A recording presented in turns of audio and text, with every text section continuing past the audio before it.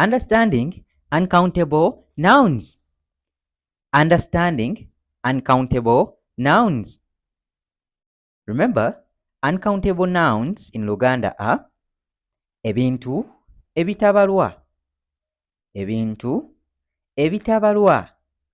And in the previous video, we said uncountable nouns are things that cannot be counted in numbers. Uncountable nouns are things that cannot be counted in numbers. Ebintu bino tebisobola kubalwa. Ebintu bino tebisobola kubalwa.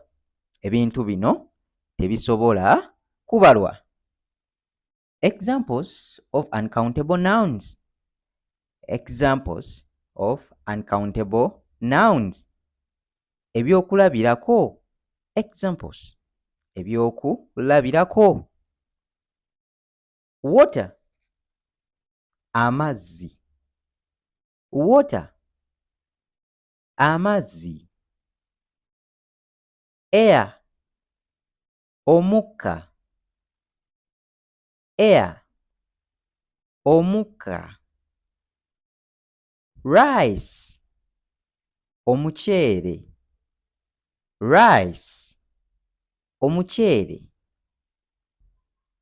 Sugar. Sukaali. Sugar.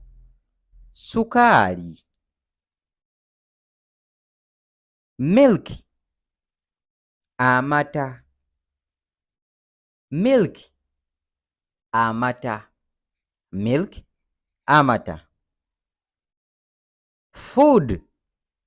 Emmere. Food. Emmere. Food. Emmere. Honey. Omubisi gw'enjuki. Honey. Omubisi gw'enjuki. Honey. Omubisi gw'enjuki. And please note, bees in Luganda are called enjuki. So honey from bees is called omubisi gw'enjuki in Luganda. Omubisi gw'enjuki. Please note, this can be measured in kilograms, liters, or cubic meters. These uncountable nouns can be measured in kilograms, liters, or cubic meters. These can be measured in kilograms, liters, or cubic meters. Bino bisobola okupimwa mu kilogram, liter, or cubic meters. Bino bisobola okupimwa mu kilograms, liters, oba cubic meters. Okay, let's proceed. Examples on requesting for some uncountable items. Examples on requesting for some uncountable items. Ebyokulabirako mu kusaba ebimu ku bintu ebitabalwa. Ebyokulabirako mu kusaba ebimu ku bintu ebitabalwa. And remember, items in Luganda are ebintu. So, ebyokulabirako mu kusaba ebintu ebitabalwa. I want a kilogram of sugar. I want a kilogram of sugar. I want a kilogram of sugar. Nze njagala kilo emu eya sukaali. Nze njagala kilo emu eya sukaali. So, kilogram of sugar is kilo emu eya sukaali. Nze njagala kilo emu eya sukaali. Bring me 2 kilograms of rice. Bring me 2 kilograms of rice. Bring me 2 kilograms of rice.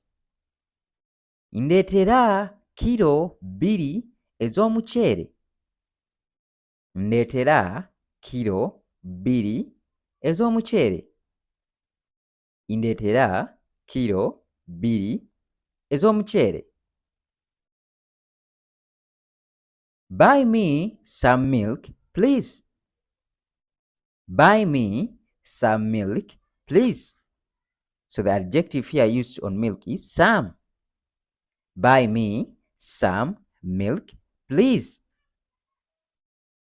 Nze nguliraayo ku mata bambi.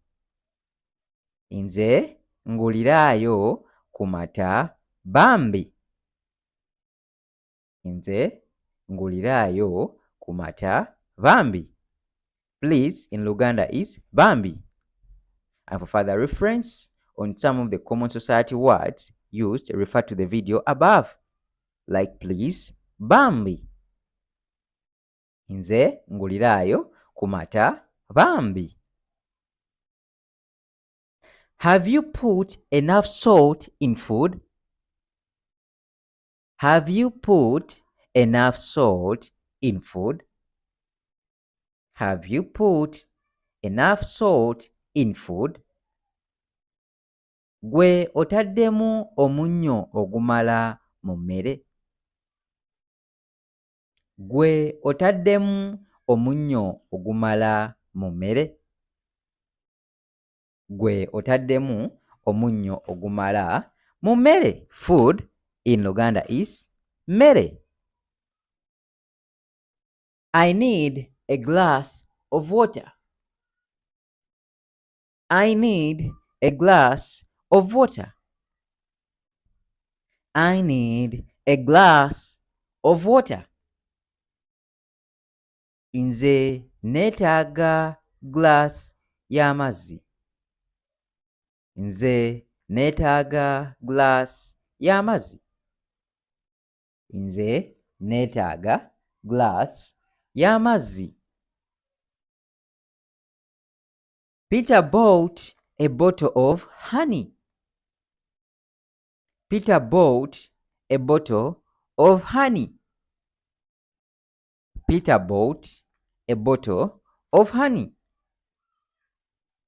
Peter yaguze eccupa y'omubisi. Peter yaguze eccupa y'omubisi. Peter yaguze eccupa y'omubisi. Is the food ready? Is the food ready? Is the food ready? Emmere yo eyidde. Emmere yo eyidde.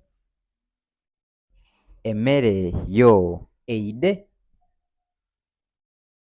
Joan ate 2 plates of food. Joan ate 2 plates of food. Joan ate 2 plates of food. Joan yalidde essowaani 2 ez'emmere. Joan yalidde essowaani 2 ez'emmere. Joan yalidde essowaani 2 ez'emmere. Okay, hope you've got something. Ndowooza oyina ky'ofunyeemu ku bintu ebitabalwa. And don't forget, subscribe, like, and share. Okay, we shall continue on in the next video. Bye bye. Weraba.